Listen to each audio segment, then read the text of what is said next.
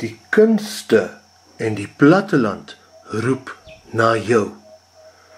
Wil jy graag 'n kreatiewe bydrae maak om natuurbewaring en die kunste in Suid-Afrika te bevorder? Is die platteland vir jou belangrik? Sien jy kans om die kwas of die pen of die gitaar of die kamera op te neem en ons te help?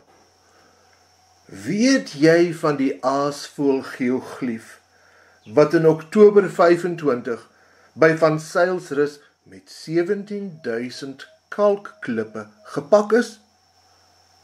Is jy bewus daarvan dat die tweede fase van hierdie enorme projek, as die Here wil, van 1 tot 10 Mei 2026 voltooi gaan word?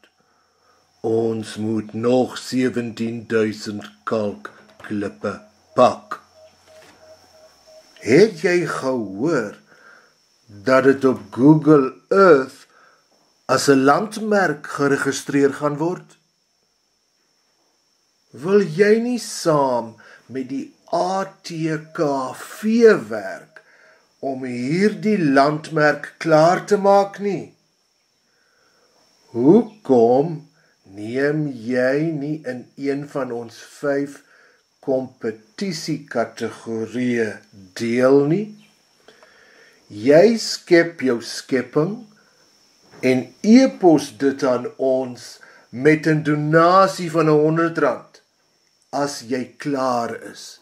En jy staan 'n kans om te pronk in 'n ATKV publikasie of om dalk deur 'n belangrike klankateljee of kunsgalery raak gesien te word.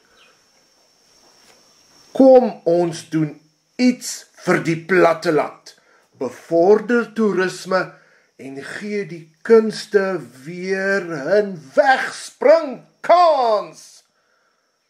Kontak vir Pieter Pinaar van Bridge Co-Creators by pieter.abraham@gmail.com vir die riglyne.